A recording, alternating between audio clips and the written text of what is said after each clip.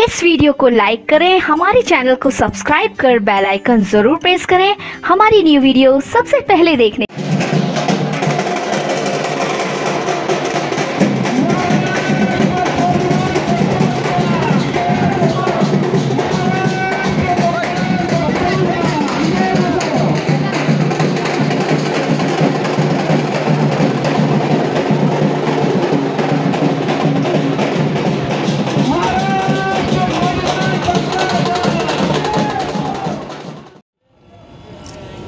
महाराष्ट्र स्वाभिमान पक्षाचे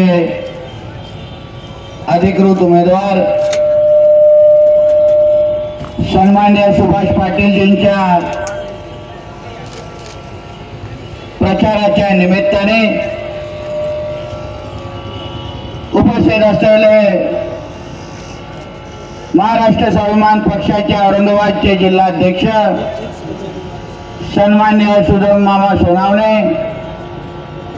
मंचावर उपस्थित असलेले सन्मान्य मनोज कदम, सन्मान्य सचिन उबाळे, सन्मान्य निलेश भोसले, मराठवाडा क्रांती सेनेचे सर्वच प्रमुख पदाधिकारी नेते, उपस्थित असलेले सर्व बंधू भगिनींनो आणि माझे सर्व तरुण मित्रांनो, तसंच आमचे पत्रकार मित्र, महाराष्ट्र स्वाभिमान पक्षाचे अधिकृत उमेदवार सन्मान्य सुभाष पाटीलजीने आत्ताच आपला उमेदवारी अर्ज भरलेला आहे आणि आजपासून 23 तारखेपर्यंत या आपल्या मतदारसंघामध्ये आपल्या सगळ्यांच्या समोर महाराष्ट्र स्वाभिमान पक्षाचे सगळेच कार्यकर्ते आणि पदाधिकारी आपण मतदार म्हणून सुभाष पाटीलजींनाच का निवडून द्यावं यासाठी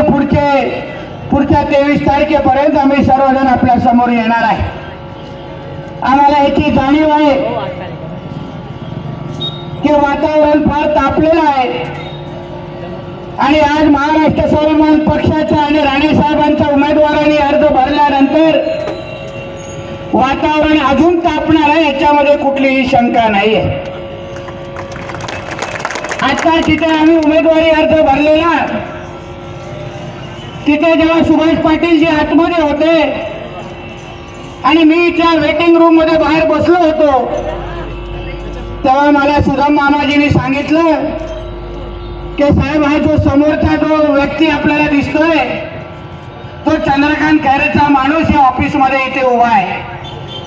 मी विचारलं का उभा आहे बाबा? तो बोलतो की तो उमेदवार मोजतोय आणि मोजलेले उमेदवार खैरेंना सांगतो की आज एवढे उमेदवार आलेले आहेत। म्हणजे 20 वर्ष राहिलेला खासदार त्याला एवढा घाम निघतोय की त्याचा स्वतःचा एक माणूस तो इलेक्शनच्या निवडणूक ऑफिस मध्ये उभा करतो आणि बाबा किती उमेदवार माझ्या विरुद्ध उभे आहेत हे मोजण्यासाठी एक पूर्ण माणूस तो उभा करतो। म्हणजे 20 वर्ष तुमचा खासदार झाल्यानंतर पण या तुमच्या खासदाराला आत्मविश्वास नाही, स्वतःवर विश्वास नाही, स्वतःच्या कर्तृत्वावर विश्वास नाही, तर मी माझ्या मतदारसंघामध्ये एवढी कामं केली आहेत की माझे मतदार परत मलाच निवडून देतील,